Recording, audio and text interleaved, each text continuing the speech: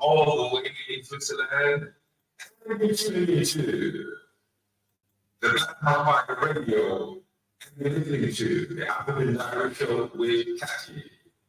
Massive.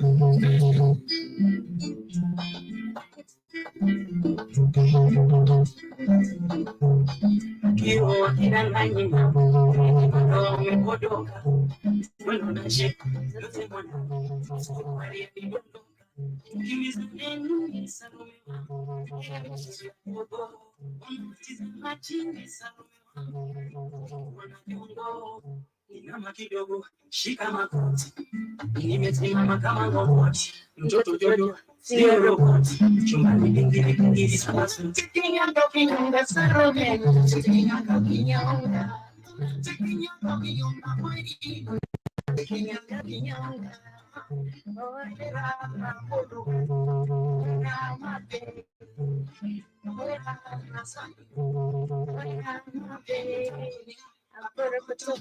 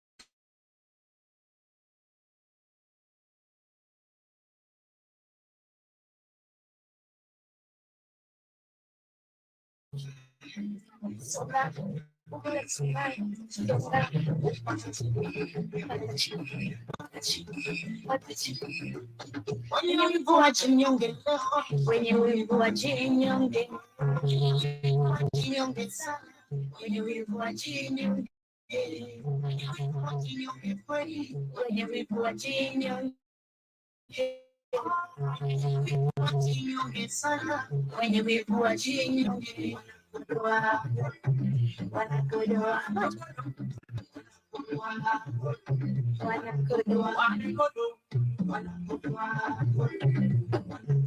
ukinyonga, wanakodoa. All the way in Switzerland,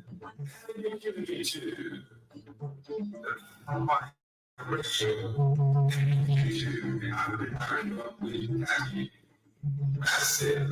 Stay tuned. Yes, karibuni sana to another episode of the Wellness Wednesday. I'm hoping you're well today, and I'm hoping that you are great and you're doing very well on today's beautiful day. It is exactly 28 minutes past 2 p.m. right here in Nairobi. You can as well let me know what is the time on your end as we're getting started with our show for today. Today is on a Wednesday, and of course, this is the day we get to do a lot of readings. And yesterday, there's somebody that requested me to do the story of Lord Delamere. So that is what we're going to talk about. And I'm glad I found a lot of information regarding Lord Delamere. And I bet all of you right here know who Lord Delamere is. In case you don't know Lord Delamere, please make sure you stay tuned to our conversation of our show today. But I see Virginia in the building, karibu sana. Lamin nakucheki tena sana. Cantona, I see you in the building, karibu sana. And to all those who are just joining us, in case you are with us on YouTube, on Facebook, and in case you're joining us on TikTok, I see www.idakulitima or Idako Ultimate is saying the time here is 30 minutes past 2 p.m. In Kenya. Okay. Thank you very much for joining us from Kenya, and asante sana. I see Lily in the building, karibu sana. D-Boy in the building, Willy Baraka. Now kucheki tena sana. Awino Mela is with us as well, and to all those who are just joining us, karibuni sana. Please make sure you feel free to interact with us on today's episode, and also get to let me know how much do you know about Lord Delamere. You might not be you might not be aware of Lord Delamere, but I bet you guys have taken Delamere yogurt. Do you know where it's manufactured from? Or do you know where it comes from? Do you know that it is actually made right here in Kenya? I know all of you have taken the Delamere yogurts, and I'm quite sure that even today somebody is taking that yogurt. So in case you don't know who Lord Delamere is, we shall be talking about that. And, this was a British settler who came here during the pre-independent Kenya, or during the pre-colonial Kenya. So we shall be getting to see more of his story and his pursuit of pre-independent Kenya. I see Idako Ultimate. Oh my God. Can I just call you Ultimate? You're saying always you're fun. Thank you very much. And also you're saying we know the yogurt actually. Yes. And I bet you guys have taken the Delamere yogurt. But do you know who is the person behind the name Delamere? And you're telling me it's a website? Yes, and I prefer knowing your name than the website. It's confusing. But anyway, asante sana for keeping it interactive with me. And we started off our show with an amazing jam. That was Diamond Platinums featuring Rayvani. The jam was a Salome. I hope you did get to jam and to eat, but I'm hoping to go back to one more jam, and then we come back with our quote of the day. In case you have a quote of the day, remember the year is coming to an end. Motivate a brother who feels like this was not their year, but now we want them to claim 2024 and say that is their year. So in case you have a motivational quote of the day to offer for anybody, just feel generous and kind enough to share your quote of the day. We're going back to one more jam. Let me see who is this. This is this is Diamond Platinums, and Harmonize Get to Jam and to Eat. Remember to come back with your quote of the day.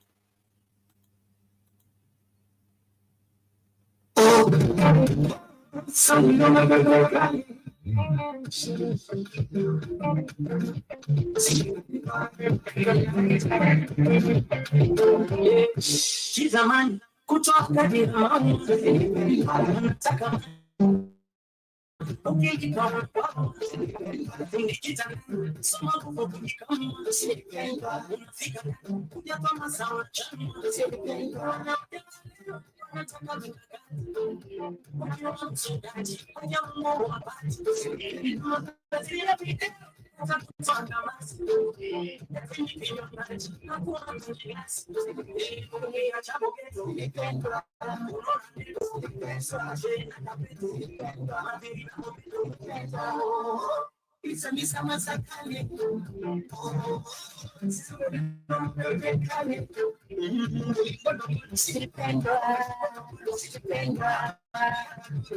Michael of the day says, don't compare yourself to others. Be like the sun and the moon and shine when it's your time. Don't compare yourself to others. Be like the sun and the moon that shines when it's your time.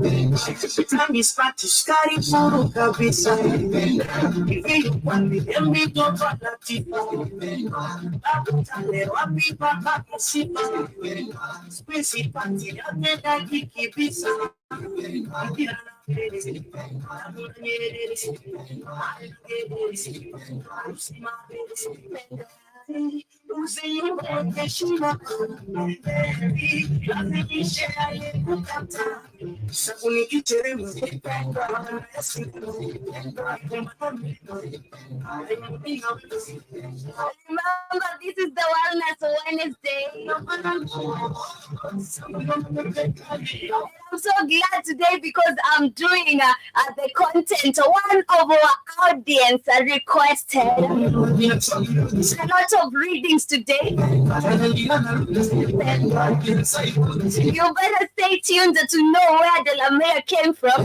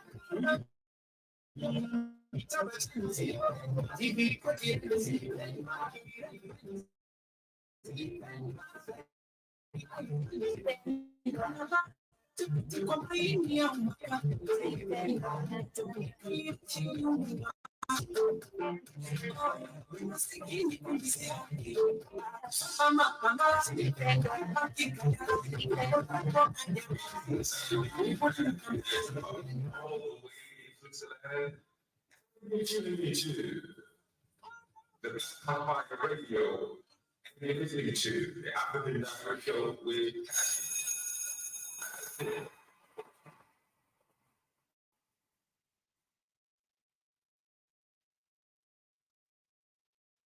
Yes, welcome back. That is the Diamond Platinums featuring Harmonizer, Rich Maboko, and Raivani. And the jam is the Zili Pendwa. I hope you did get to jam and to eat as we're getting started with our conversation of the day. And our conversation of the day, I remember this was a request from one of our fans right here.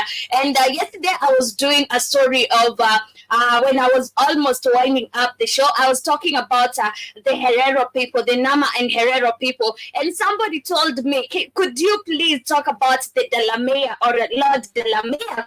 And to all those who are just joining us and you're wondering, who is Lord Delamere? Where did Lord Delamere come from? Or what does Lord Delamere do? You know, or who is this person? Lord Delamere actually was a British settler who settled right here in the 254. But anyway, Haga Chol Mondele Azada Baron Delamere was born in April 28, 1870, Belle Royal, Cheshire, England, died in November 13, 1931 in Laredo, Kenya. A leader of European colonialists in the British East Africa Protectorate and now Kenya. Controversial and outspoken, Delamere was the central figure of the white community in Kenya. Yes, of course, he is a colonialist. That is what we are talking about today. We are talking about who is Delamere in Kenya, who was Lord Delamere in Kenya, what did he do in Kenya, and by the fact that we already know that he was a colonialist in Kenya, I bet you all know he was a super racist. How did he acquire all these properties in Kenya? That is the first question we should be asking ourselves. How did Lord Delamere get to Kenya? Okay? What did he do to acquire the big lands or the big farms we know he has in Kenya? On your way to Naivasha, or it's actually in Naivasha, there's a very big farm that is abandoned. We have wild animals there. It's called the Delamere farm. And that is one of the biggest properties Delamere had right here in Kenya, and still belongs to the family of Delamere because right now he's dead. But this is one of the first people or the first British settler we had in the 254, or we had in Africa, actually East Africa. This person came, he was at some point in Somalia, he was at some point in Kenya, and I bet some point he was in Ethiopia. So we know, or regarding to what I'm talking about, Lord Delamere was at some point in Somalia, in Kenya, and Ethiopia. So, in short, he has properties in Somalia, in Ethiopia, and in Kenya. And I'm talking about Kenya because this is something I know. I know his farms right here in Kenya. And even apart from that, we all consume the Delamere yogurt. The Delamere, he has a farmland that makes yogurt, that makes, it's like a creamery's factory. It produces yogurt, there's butter, there's things coming from milk. So, yes. So, starting off with our conversation for today, I told you today we are going to do a lot of reading. Unfortunately, I wasn't able to find a video. So, I found history and I found stories. So this is what we are going to do today. Today I'm going to be reading out, and unfortunately, I even didn't get time to look for a book. So today we're going to read the story of Lord Delamere, how he came to Kenya, how he oppressed Kenyans, how he acquired lands in Kenya, and how Kenyans were forced to work for him. This person was super racist, and I bet you have understood the first thing I read for you. Or should I repeat? Okay. That Baron Delamere was born in April 28, 1870, Vale Royal, Cheshire, England, died November 13, the next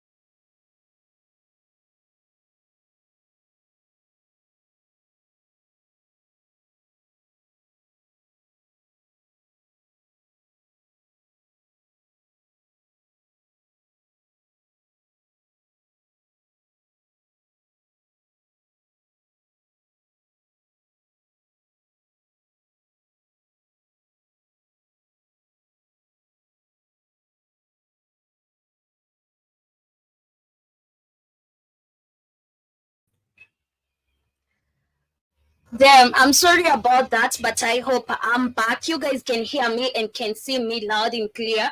And I'm sorry, we're having troubles with our internet, but I bet we are back. So we were talking about the story of Lord Delamere in his pursuit of pre-independence Kenya. And I was about to read you some article, and then the internet boom. But anyway, let's get straight to the matters as we continue with our show for today. And you can say hi in case you're seeing me or you're hearing me, because I need to make sure that we are all together. So, what brought Lord Delamere to Kenya?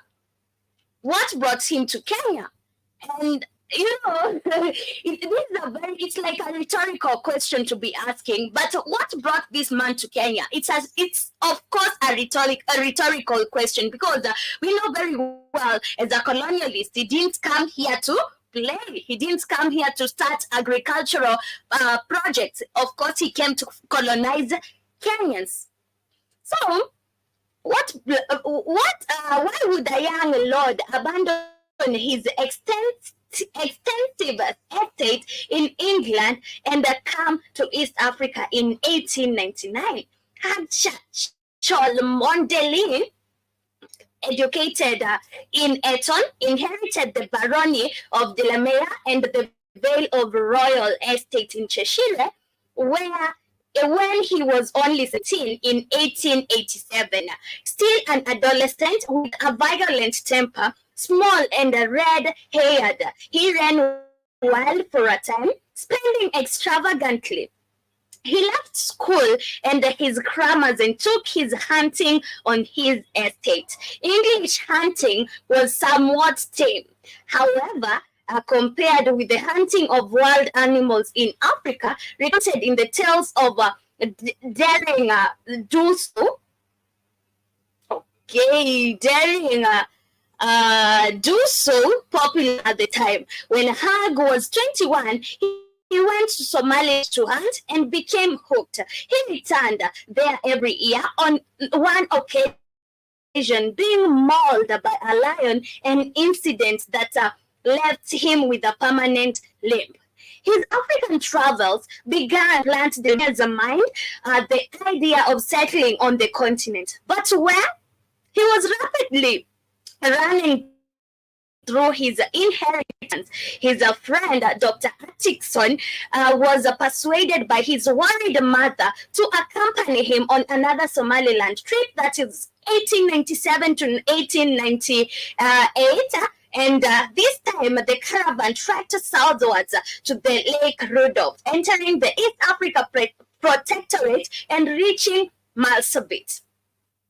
Further on, Delamere saw the Laikipia Plateau and the Aberdares and the Lucias land caught his imagination. The area was sparsely populated following successive famines and epidemics of both smallpox and rinderpest over the previous few years. It seemed wide open for development. For the moment, however, Delamere decided to go home to England and get married. Beckoned again, and Delamere decided to show the East Africa Protectorate to his wife, Lady Florence Cole, daughter of Earl the Enniskillen. By now, the railway had been built, so the couple traveled up country by train in 1899, collecting for British Museum. Then they returned to England. 2 years at the Vale Royal was all the Delamere could stand, and he and Florence left for Africa again in 1902, leaving their baby son behind. Governor of East Africa, Sir Charles Eliot, was keen to encourage white settlers to help make excessively expensive railway pay. A riding accident on the Abbey Plains laid Delamere on his back and cased his plaster of Paris for a year in Nairobi. Dr. Atkinson was his doctor, and fired by Eliot's zeal, was keen on farming in area. Delamere arranged a present for him for a price short Dawn, a bull from the Vale Royals estate, and the animals, and this animal's father. Okay. He raised the mortgage on the well until it passed into hands of the receiver and he lost his English estate. This was not a popular move, and it was said that he also placed numerous and quite valuable works of art belonging to the family estate, all of those items to be sold at public auction as listed in the private catalogue of Sotheby's. It was during the period in 1911 to 1930 that he broke up, disposed and sold off a very valuable library that had been built up over many years at the Vale Royal Abbey, Cheshire, by his grandfather, plus previous ancestors of a Cholmondeley family. He did so what without any consideration for the future of classical literature in England. With reflects his mental attitude towards education and culture, he was only interested in his own ambitions in Africa to try to promote a white European-only controlled empire of Kenya. At that point, I bet we're all together. Now, we already know what really Delamere was coming to do in Kenya. And but the last thing I read right here, or the last line I read right there, he was only interested in his own ambitions in Africa and to try and promote a white European-only controlled empire of Kenya. So we all understand each other at that point. So Lord Delamere at that point was coming to Kenya, knowing very well, I'm going to colonize these people. I'm going to start a white settlement in Kenya. And I want Kenya to become a white owned country or a white controlled country. And I thought we're together at that point. But anyway, in case you're just joining us, we're talking about the story of Lord Delamere and his pursuit of pre-independent Kenya.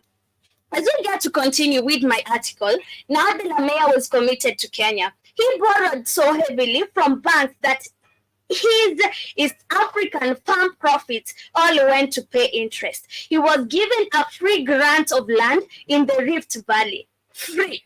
He was given a free grant of land in the Rift Valley, on the slopes of the Mau escarpment between Njoro and the Molo River, where he wanted to farm sheep and engage in dairying. He sent to the Vale Royal for farms and ewes. Poor Florence lived on the farm in what can only be described as grass hut without a proper door or windows.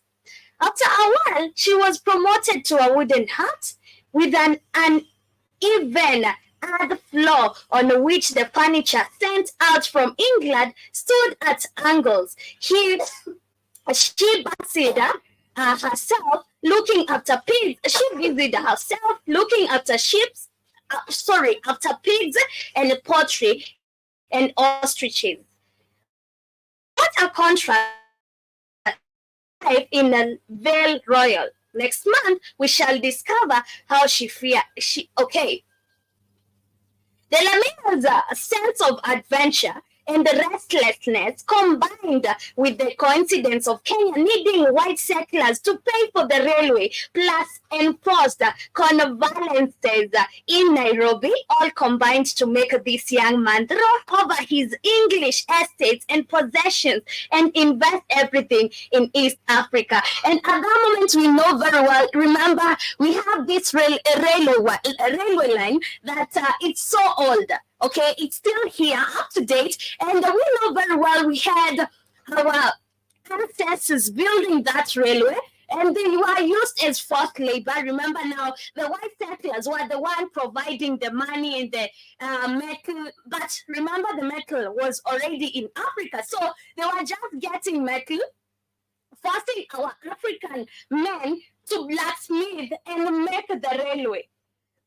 Theirs was only to get now money or pay for now to buy the things that were needed and were not there. But at the end of the day, I bet you together up to where now Lord Delamere came, and then the railway has started being built. He has to provide, or he sells all his properties in the Royal Vale. He comes and settles in Kenya, and he was granted a land for free in the Rift Valley.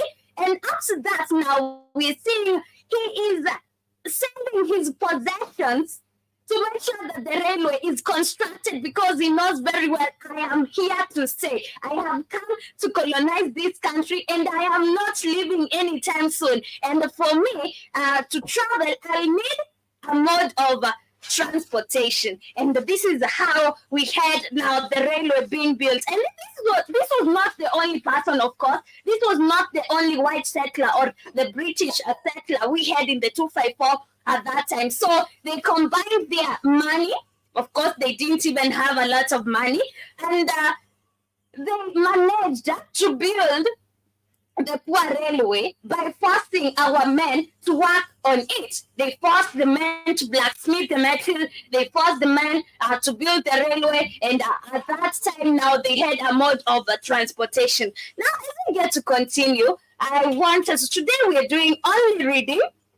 And he came from a titled family whose ancestors were accustomed to large swaths of land, and money was never a problem. In fact, the first baron of the Delamere estate, Thomas Hag Chomondeli, who lived between 1767 to 1855, had literally brought the title according to DelamereEducation.com. And Delamere, the pioneer farmer who was a notoriously racist and had wrapped a sense of humor as he was fabled to ride his horse right over the banquet tables of Norfolk. He also agitated for the banning of further migration of Indians into the Kenyan colony in the 1920s, and led violent protests when in the 1920s the Asians demanded political representation and a piece of the white land. And this is crazy, because right now we think that we have people fighting for influence in Africa. It was the same. We're seeing that Lord Delamere participated in protests where he didn't want the Asians in Kenya, or he didn't want the Indians and the Asians associated to the politics of Kenya. So we had the Indians fighting for influence right here in Kenya. Also, we had the Asians, and the British were highly fighting them. And this is the same thing I bet we're seeing right now. We have the Chinese, we have the Russians. We also have other different powers fighting for influence in Africa. And I think it all began back then, even before, in the pre-independent eras. But anyway, I see Coach is in the building. Karibu sana Coach. Asante sana for joining us. I see Man City wife in the building. Oh my God, Man City wife. Daudi Simba 14, I see you in the building. Karibu sana. I see my Munasila in the building. Karibu sana. And to all those who are just joining us, Karibuni sana. So we get to continue with our reading today. Despite his antics that endeared him to other colonialists, he made Africans and Asians to loathe him immensely. Lord Delamere's pursuits at the turn of the century to continue. It is just crazy, we thought that Africa right now is when we're seeing these people fighting for influence in Africa, but this is not it. This didn't even begin today. It began back then. But the reason we're talking about Lord Delamere is because now he was known as a super racist person. And, the fact that now somebody told me to talk about this, I believe he has his history with the Delameres.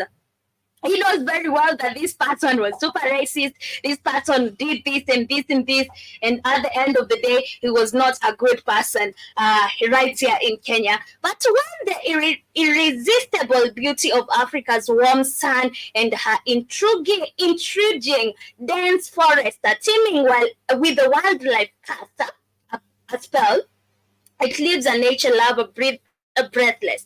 This has happened to some aristocrats who have gambled away their future and title in Europe to forever bathe in the infectious warmth. Back in the day, when little of Africa and her land and its people was known to Europeans, some aristocrats were notorious for forfeiting their inheritance and spending the rest of their lives in carefree hunting and merrymaking. The dramatic entry of Haga Cholmondeli, one of the Kenya's most colorful pioneers who started off as a hunter and then turned into an agricultural expert and also dabbled as a politician, policymaker, and a soldier, captures the enterprising souls whose undertakings still have a bearing on our lives a century later. Even before he ventured into what he was then referred to as British East African Protectorate, then later became the Kenyan colony, Delamere, famously known as Lord Delamere, had never led a dull life. He came from a titled family whose ancestors were accustomed to large swaths of land, and money was never a problem. In fact, the first baron of Delamere's estate, Thomas had Cholmondeli, who lived between 1767 to 1855, had literally bought the title, according to DelamereEducation.com. Matthew Firestone, Stuart Butler, and Adam Katin, in their book, Kenya, explained that he bought the title from the British Crown at an overpriced figure of £5,000, which to prevailing economic standards today is about £2 million or about 260 million Kenyan shillings. I see DJ Chronics 254 is with us. He's saying greetings from Kenya. Greetings to you too. I'm also in Kenya, and asante sana. In case you're joining us for the first time, we're talking about the story of Lord Delamere and his pursuit of pre-independent Kenya. Even then, there was a feeling that the title had been overpriced, but the purchaser of the title had no problem forking out the money to outbid the two other gentlemen who were also chasing the title, whose monetary value stood at 1,200 sterling pounds. Shout out to Sam Tuku, karibu sana. This was the price of Lord had to pay to own thousands of acres of forested land in Cheshire, England. When the grand old man passed on, he left his heir, the second baron, to contend with the overspending that almost ruined the estate, according to the research being conducted by some scholars in England. And when that baron inherited the title, he was only 17 and decided to abandon his dream of pursuing a career in the army so as to manage the family estate. Whatever grand plans he had evaporated like the morning dew at an onset of the sun, and as soon as he learned about Africa and the hunting prospects it presented. Charles Miller, in his epic book, The Lunatic Express, recounts how Delamere was entranced by Africa when he first set foot on Africa in what was then known as British Somaliland, where he had come to hunt lions. I see what she is in the building is saying, I like you, you're always cute. Thank you very much.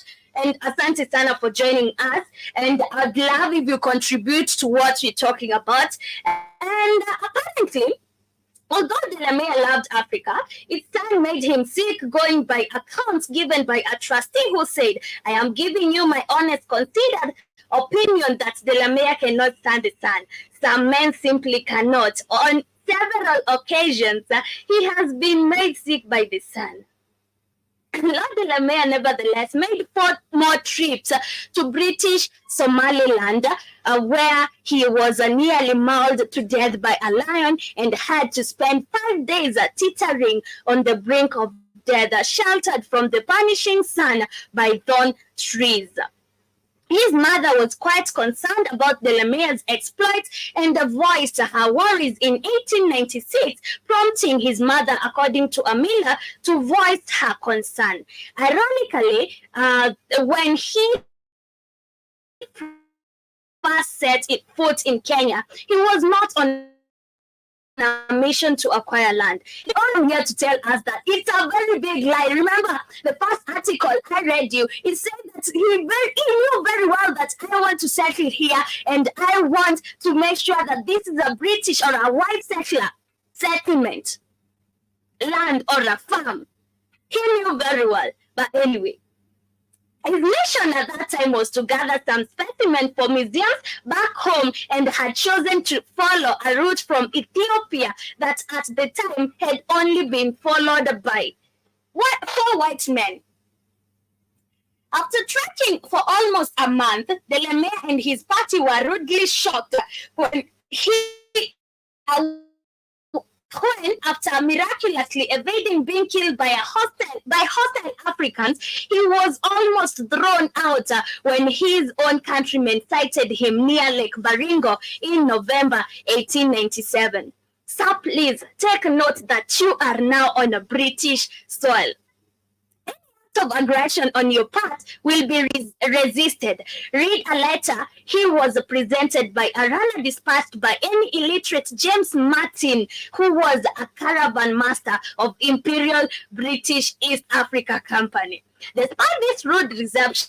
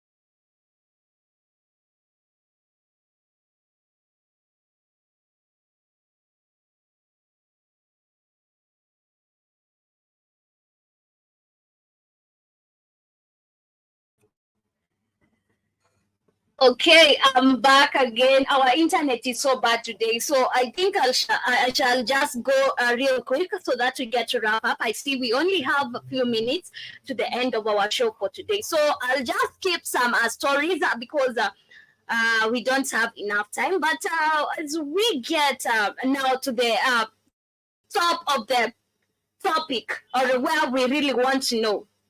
Even as his livestock succumbed to diseases, Delamere gambled more of his dwindling fortunes in barley and potato farming. He also experimented with oranges and pig and ostrich farming, although the latter was completely failed for him. Delamere was instrumental in encouraging colonialists to migrate to Kenya and occupy most of the land that they perceived to be ownerless, as he would often travel back to his homeland to entice farmers to come.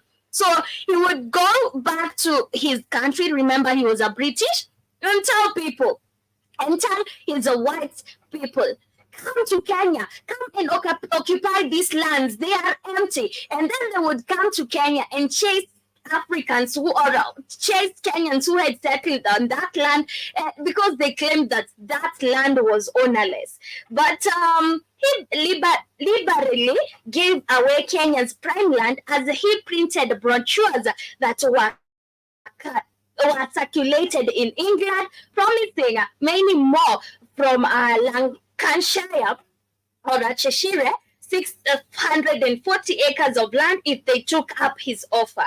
The result was an influx of 200 settlers who would later make the core of the pioneer white settlers who wanted Kenya to be exclusively a white man's country and would later dominate the proceedings in Kenya colony. Although he had a soft spot for the Maasai, Alfred Huxley, who authored Delamere's biography, Lord Delamere, and the making of Kenya, describes him as a man who believed in superiority of the white race. So he was super racist, and I said this, and I read you something that proved that he was super racist, and he was the opinion of that. He was the opinion that the fate of Kenya could not be left to untortured tribesmen clothed in sheep's fat who drank warm blood from the throat of living cattle and believed that rainfall depended on the arrangement of the goat's intestines. Delamere, the pioneer farmer who was notoriously racist and had worked sense of humor as he was fabled to ride his horse right over the banquet tables of Norfolk. He also agitated for the banning of further migration of Indians into the Kenyan colony in the 1920s and led violent protests when in the 1920s the Asians demanded political representation and a piece of white highlands. Despite the antics that endeared him to other colonialists and made him African and Asian to loathe him immensely, that Delamere's pursuits at the turn of the century continued to resonate more than 100 years later. For although he gambled away his estate in England, his agricultural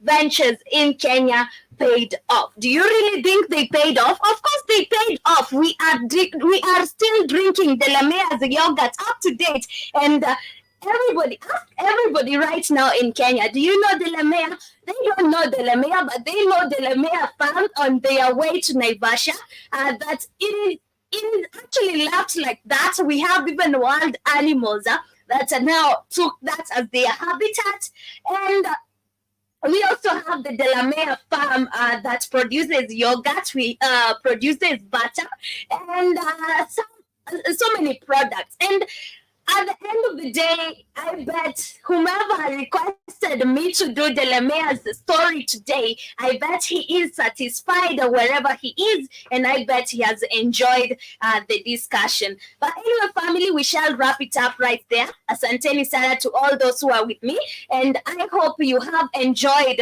our reading today. Today was Wellness Wednesday, and that topic was chosen for me by an audience who requested me to do Lord Delamere story. So I bet he's satisfied. I hope he has enjoyed from wherever he is. And asanteni sana to all those who are with me on today's episode. Sorry for the glitches with the connectivity. Sometimes it's crazy, but kindly bear with us. I'm leaving you with this jam. This is Zilipendwa by Diamond Platinum's harmonized Rich Mavoko and Revani.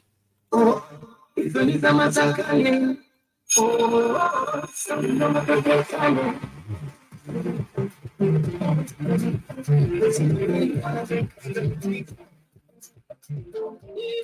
Kizamani kutoka Delamere.